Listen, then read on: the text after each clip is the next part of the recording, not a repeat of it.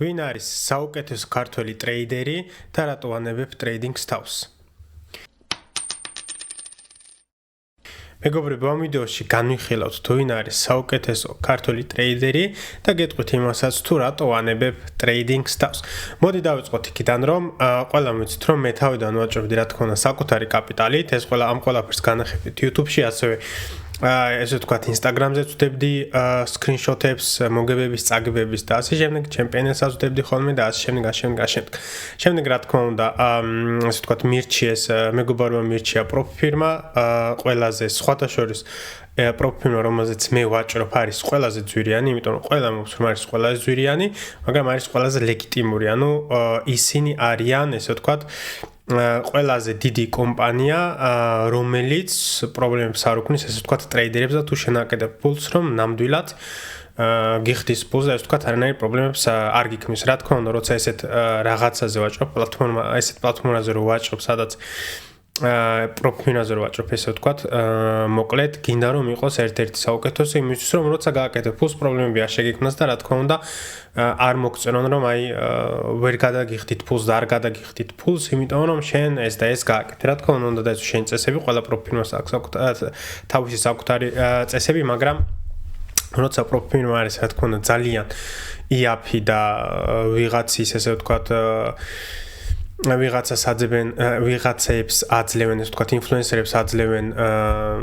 ფასდაკლების კოდებს და ასე შემდეგ და ეს შემოდი და 30% ან 50% ფასდაკლება, რა თქმა უნდა, ვიცით რომ ის არის ერთ-ერთი ყველაზე ცუდი, ხომ და მაგაზე არ უნდა ივაჭრო. რა თქმა უნდა, FTM არის ყველაზე ძვირიანი, მაგრამ მე მირჩევნია ესეთ ამ შემთხვევაში, რა თქმა უნდა, ავირჩიო ძვირიანი და იყოს, ესე ვთქვათ, ლეგიტიმური. ნუ, მოკლედ რო ვთქვათ, ვინც აქამდე მიყურებს, რა თქმა უნდა, დავიწყო ვაჭრობა, პროფირმებს გავტესტე, გავაკეთე payout. ვთქვი რომ ოკეი, შესაძლებელი არის ამიდან ფულის გაკეთება და მე ვთქვი რომ ჩემი ერთ-ერთი მიზანი იქნებოდა რომ მომხდარიყავი ლიდერბორდის top 10-ში და ესე ვთქვათ, ქართული დროშა ამეფრიალებინა, სამწუხაროდ ქართული დროშა ვერ ამეფრიალე, მაგრამ ამეფრიალე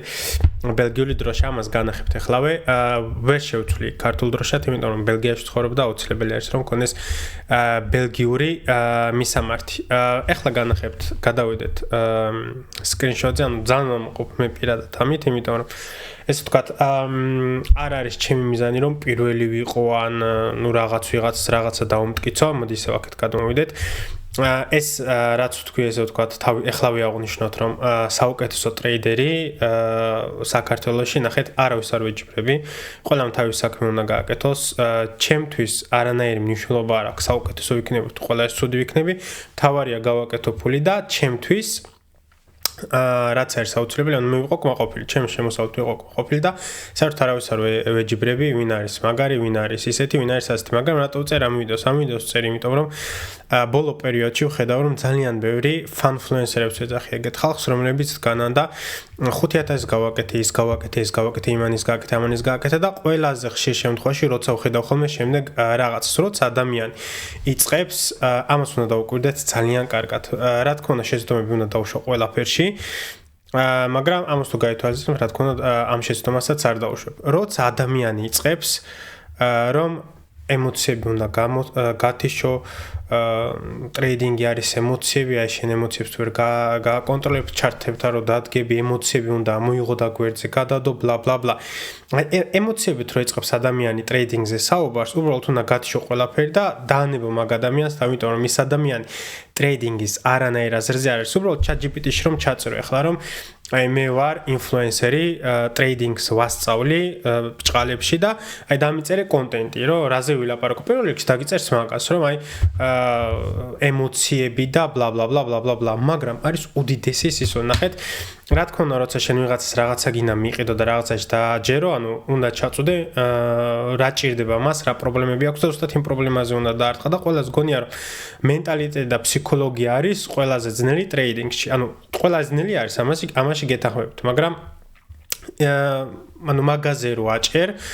ის ადამიანი ფიქრობს რომ შენ ხარ სწორი, შენ იცი თურმე ტრეიდინგი და აი მოდი შენთან რაღაცებს შევსაუბრებ, რაც რა თქმა უნდა არის უდიდესი სულელი, ხო? მე თვითონ ყველა მიცის, ეხლაც განახეთ რომ ლიდერბორდზე ვარ, ყველა მიცის რომ ვარ მომგებიანი ტრეიდერი, ყველა მიცის რომ მაქვს გამოცდილება, ყველა მიცის რომ ინვესტიციებსაც ვაკეთებ ტრეიდინგის, ბლა ბლა ბლა ბლა ბლა და მე თვითონ აი მე პირადად ემოციებს ვერ ვთიშავ. აი არ ვიცი როგორ ახერხებენ ეგეთი ხალხი. აი ვინ ძალიან რომელი დიდი ტრეიდერიც არ უნდა აიყოთ. აი არ აქვს მნიშვნელობა რომ გადაგიშალოთ თავიანთი ესე ვთქვათ პენელი, თავიანთი დღიური რომ გადაგიშალონ ტრეიდინგის გეტყვიან რომ აი ამ თვეში ამ დღეს ემოციებს ავყევი. ანუ ემოციებს ვერავინ თიშავს, ვერც მე გავთიშავ, ვერც შენ გათიშავ, ვერავინ ვერ გათიშავს, იმიტომ რომ ჩვენ ვართ ღმერთისგან შექმნილები, სადაც ესე ვთქვათ ჩვენში ემოციები კავენ ძალიან დიდ ნაწილს და ამას ვერ ბუნებრივად ვერ გამართავ დნმ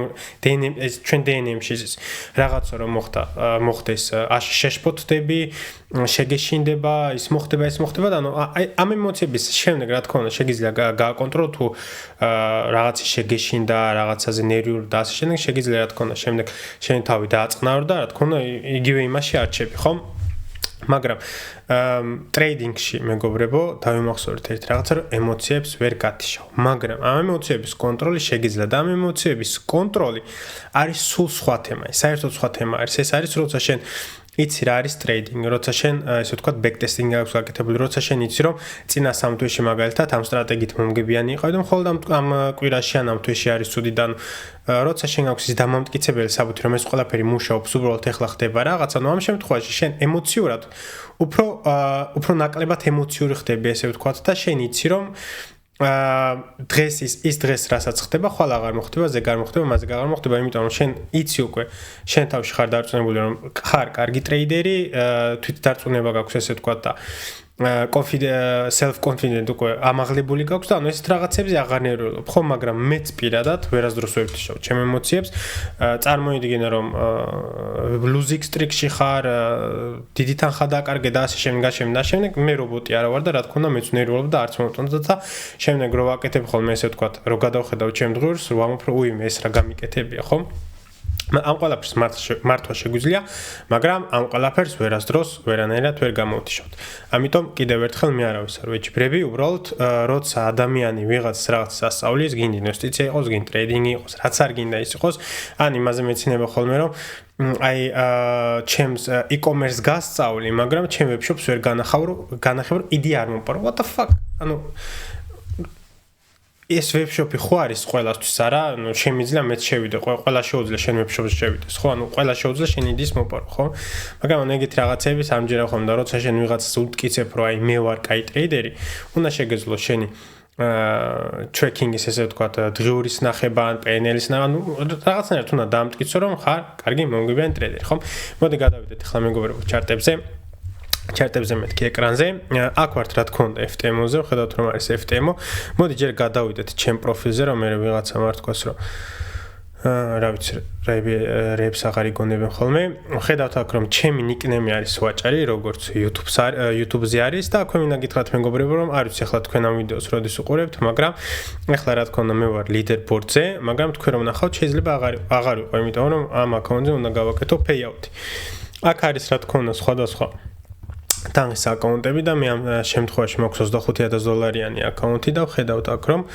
ვაჭარი, ანუ ეს ვარ მე, ვარ $2,522-იან მოგებაში, რაც არის რა თქმა უნდა 10%-ზე ძალიან ცოტა მეტი. შემიძლია თუ არა top 3-ში ავიდე, რა თქმა უნდა შემიძლია top 3-ში ავიდე და მქონეს ესე ვთქვათ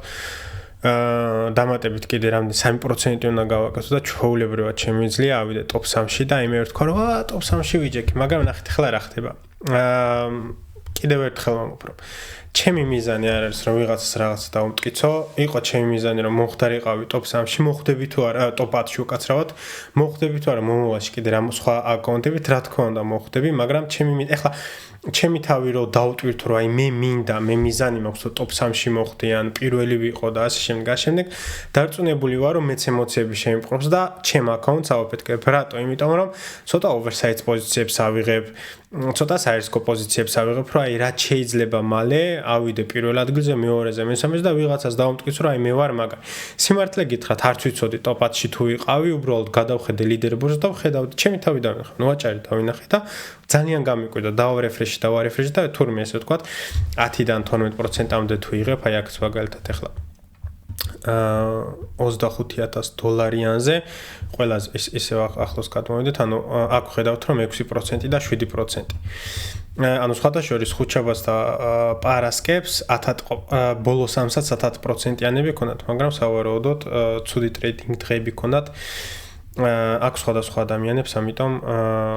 შეიძლება ცოტა დააკლდათ. და ანუ იმიტომ არ მინდა არავის დასამტკიცებლად არ ვაპირებ, რომ აი პირველი ავიღო, მეორე და მესამე მოხდება თუ არა ეს მომავალში, რა თქმა უნდა მოხდება, მაგრამ მე მინდა რომ ახლა ჩემი პეიაუთი გავაკეთო, ჩემი რისკები შევამცირო, ეს პეიაუთები რა თქმა უნდა შემდეგ დავანაწილო, სხვადასხვა ინვესტიციები გავაკეთო, უფრო დიდი აკონტებიც ვიყიდო და ასე შემდეგ, ამიტომ ჩემი მიზანი აი პირველზე ავიდე და მეორეს და მესამეზე ჯერჯერობით არ არის. რა თქმა უნდა შეიძლება ეს თავის თმოვიდეს, აი როგორც ის მაგალითად ახლა თავის თმოვიდა, ხომ ამ ლიდერბორდში მოხვდი თავის. უბრალოდ ჩემ სტრატეგიას მივყვე და შემდეგ ვნახე რომ თურმე ძალიან მაგარ მოგებაში ყოფილი ვარ და ლიდერბორდშიც ვარ. ეს რაც შეეხება მეგობრებო, ამ ლიდერბორდს ეს არ არის რა თქმა უნდა მარტო ჩემი წარმატება, ანუ რა თქმა უნდა ჩემი წარმატება არის და ძალიან მომაყობთ ამით და ძალიან ბედნიერი ვარ, მაგრამ ჩემი აზრით არის ეს ყველას წარმატება, ვინც ეს თქვა ჩემი YouTube ვიდეოს უყურებს, იმიტომ რომ აი როგორც ჩვენ გვიხარია კვარაცხელია მაგარია და უმთრო ქართულია და მეც ქართული ვარ, აქ საფრანგეთში ვინმეს რო ხედავ და ვეუბნები ქართული ვარ, კვარაცხელია და მიხარია, ხომ? ანუ ზუსტად იგივე რაღაცა არის, ჩემი აზრით არ არის მარტო ჩემი წარმატება, მაგრამ ყველა იმ ადამიანის წარმატება, ვინც მე მიყურებს და ესე ვთქვათ, ეს ყველაფერი თქვენ რა თქმა უნდა თქვენასაც კეთოთ გამოგადგებათ, იმიტომ რომ მე ჩემ გამოცდილებას და ცოდნას რა თქმა უნდა გიზიარებთ თქვენ. და ახლა მეგობრებო, თუ რატო ვაპირებ ტრეიდინგს დავანებო თავი. ეს რა თქმა უნდა ტრეიდინგს თავს არასდროს არ დავანებ, ეს სულელი არის, მაგრამ ვაპირებ ეს ვთქვათ პაუზის აღებას, რატომ? იმიტომ რომ price action-ი აღარ არის ისეთი როგორც უნდა იყოს ახლა, ანუ დეკემბერში სულ ეგრე ხდება ხოლმე, რატომ? იმიტომ რომ არის არდადეგები, არის დასვენებები, ბავშვების სკოლაში ახარ დადიან, მშობლებმა უნდა მიხედონ, რა თქმა უნდა, შემდეგ ის მშობლები, ანუ ვინც ტრეიდერები არიან და ინსტიტუციურ ბურსს მართავენ და შემდეგ, ანუ ისინი ხო ჩვეულებრივად ხალხი არიან. მათაც რა თქმა უნდა აქვთ არდადეგები, მათაც რა თქმა უნდა ყავთ შვილები, რომელსაც უნდა მოუვარონ, ვეღარ ივაჭრებენ ისე ასე. ეს 25 დეკემბერს და ანუ price action-ი ხდება ძალიან ვოლიუმი არ არის, ესე ვთქვათ, მოკლედ ვთქვათ, ბაზარზე არ არის ვოლიუმი, ასევე ვარ დაკავებული